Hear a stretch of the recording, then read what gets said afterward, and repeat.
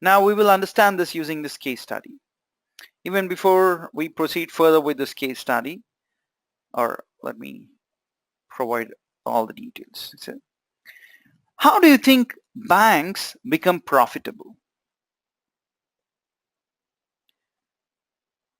Banks become profitable by ensuring that they put a condition on your fixed deposits or your savings account or your current account basically. So banks would say that on a quarterly basis, you have to maintain a minimum balance of $5,000 if you want to open a savings account with us, right? This is the minimum balance that you have to maintain, suppose. And if you have 1,000 customers, it will be equal to how much? It will be equal to $5 million roughly. These $5 million are given to you all as loans: home loan, four-wheeler loan, two-wheeler loan, education loan, so on and so forth. Based on that loan, banks get the interest. So what is the underlying factor? The minimum balance that you maintain. So the average balance that you maintain is going to determine the profitability of any card. All right, that's the domain knowledge that you need to possess. Now, say there is a university with 100,000 alumni and they're planning to launch a new affinity credit card to its alumni. So these 100,000 people are called as population.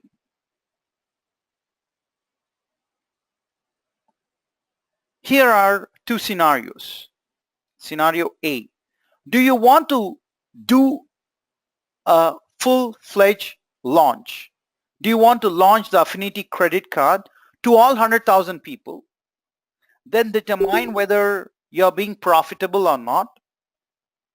If you're not profitable, stop this process or stop this affinity credit card. This is scenario A.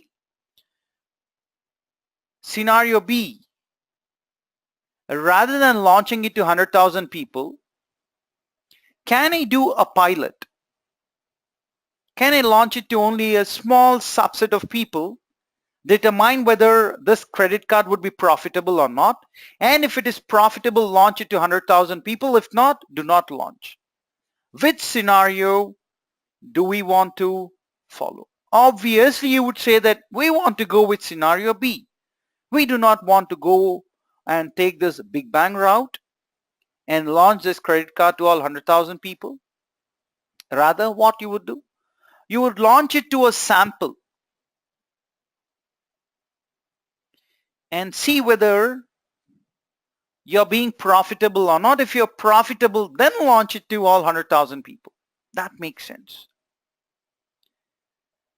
So say you have gone with scenario B and you have launched your credit card or affinity credit card to 140 people.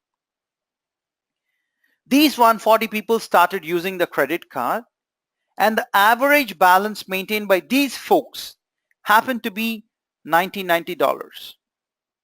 So this $1990 is the average balance of 140 people of sample.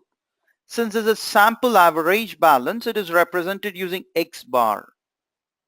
Remember, population average is represented using mu. All right.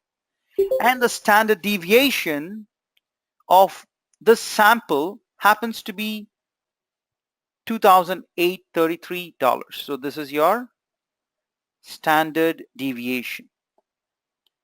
Now assume that your university has launched similar kind of credit cards in the past. They have launched similar kind of credit cards in the past. So you have the data of all 100,000 people of a different credit card. That population standard deviation is given to you all as $2,500, and this is your sigma, because this is population standard deviation. Population Parameters are always represented using Greek letters. Now here is a question. What we can say about the average balance that will be held after a full-fledged market launch? So in order to solve this, we need to understand a few things in this.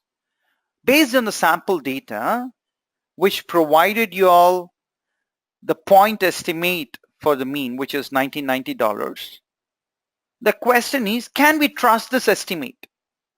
And the follow-up question is, what do you think will happen if we took another random sample of 140 people? So when you have launched credit card to 140 people, the average balance happened to be $1990. What if you choose another sample with another set of 140 people? Would the average balance be the same? No. You have 100,000 people. This is your population. You have randomly chosen 140 people whose average balance happens to be $1990. If I choose another set of 140 people randomly, the average balance would come out to be a different number altogether. And if you choose another set of 140 people, you would get a different average value altogether. Hence, probability associated with a single value, which is point estimate, is always 0. And this is the reason why we need to come up with interval estimate. All right. So look at this. Based on this uncertainty, we prefer to provide the estimate as an interval. And we cannot come up with an interval or a range of our choice. We always need to associate the interval or range with a level of confidence. And I've already told you that the industry norm, industry standard is 95%. Right? Look at this. This is the formula for your interval estimate. Interval estimate is equal to point estimate, which is given to us, x bar plus or minus margin of error. So even with respect to your temperature, you'll have to write it in this way. Temperature can be anywhere between 23 degrees Celsius plus or minus 7 degrees Celsius. Right? And this 7 degrees Celsius is called as margin of error. And based on this, if you want to come up with an interval estimate, it will be 23 degrees Celsius minus 7 degrees Celsius, which is 16 degrees Celsius, comma, 23 plus 7, which is 30 degrees Celsius. Sorry.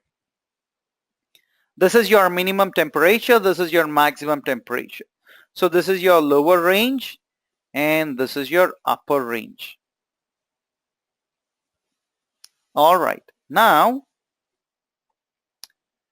let us actually get into the formula and calculate this.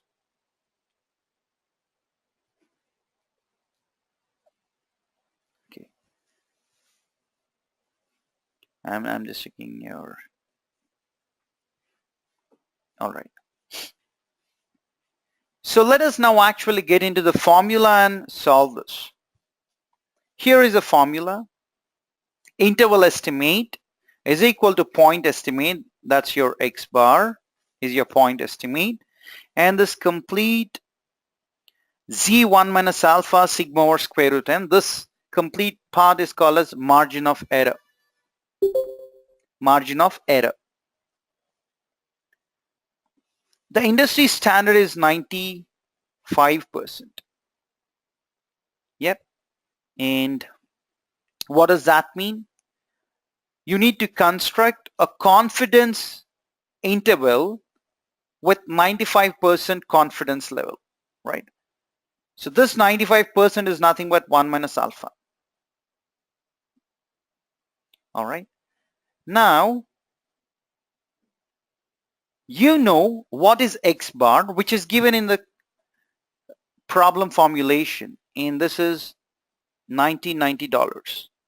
You know what is sigma. Assume that your university has launched similar kind of credit cards in the past. Based on that, you know the average balance of population and you know the standard deviation of population, and this value was $2,500. This is all there in the case study which we have just discussed. And the sample size is 140 there. So the only value which you do not know at this point of time is Z1 minus alpha. We do not know this, so we need to solve for this. Let us do that.